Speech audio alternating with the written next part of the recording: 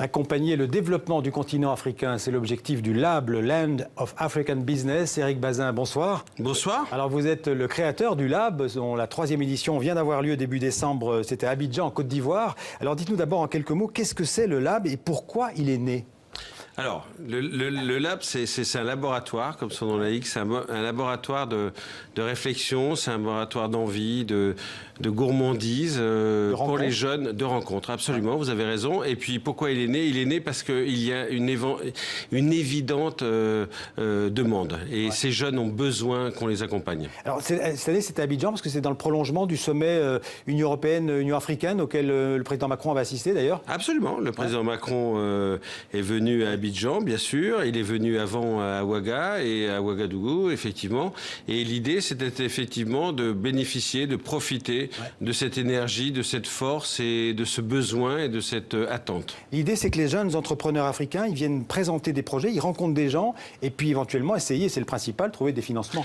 Ah bah alors attendez, oui, bien sûr, vous avez raison. L'idée, c'est que ces jeunes trouvent des financements. Et là, je suis très très heureux de vous annoncer qu'avec Atos, avec Bpifrance, avec d'autres partenaires comme la Société Générale, on a trouvé des financements. C'est-à-dire que ces jeunes sont venus, ils sont venus avec cette envie, cette gourmandise, cet appétit, cette empathie, et ils ont trouvé des financements puisque Biophyto, qui est une jeune start-up béninoise, a trouvé quand même et a rencontré un investisseur qui est allemand pour le coup, qui est Green Tech Partners Capital, Eric Young, et Eric Young a voulu et a désiré mettre un petit ticket, enfin, qui est de 300 000 € sur cette start-up. Donc c'est un mot à la mode, vous êtes une sorte d'incubateur de start-up. Alors on est au-delà parce qu'on a envie de considérer les incubateurs, ils sont avec nous, ce sont des partenaires évidents, et puis nous on a envie de les accompagner, de leur dire voilà, allez au-delà, allons au-delà ensemble, et trouvons la force et l'énergie pour ces jeunes. Et vous essayez aussi de promouvoir les jeunes femmes, les jeunes entrepreneurs africaines. Ah, c'est évident, enfin... Vous savez, l'Afrique sans la femme africaine n'existerait pas. Sans ce que sont aujourd'hui les femmes africaines, nous n'existerions pas, nous, le Lab.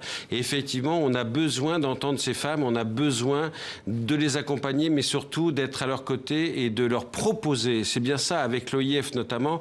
On a besoin, parce que l'OIF développe des programmes absolument incroyables. L'OIF, la francophonie, donc. Bien sûr. L'Organisation internationale de la francophonie, avec Michael Jean et Sakinatou Baldé, par exemple, qui développe des programmes à l'égard et pour les femmes en Afrique. Et ça, c'est essentiel. Et c'est très axé développement durable parce que votre initiative, elle est quand même liée au COP, à la fameuse COP 21 en 2015, et puis les COP 22, 23, 24. Oui, c'est vrai, vous avez raison. Nous sommes nés au moment de la COP 21 en France et tout, avec à l'époque toute cette force et cette énergie.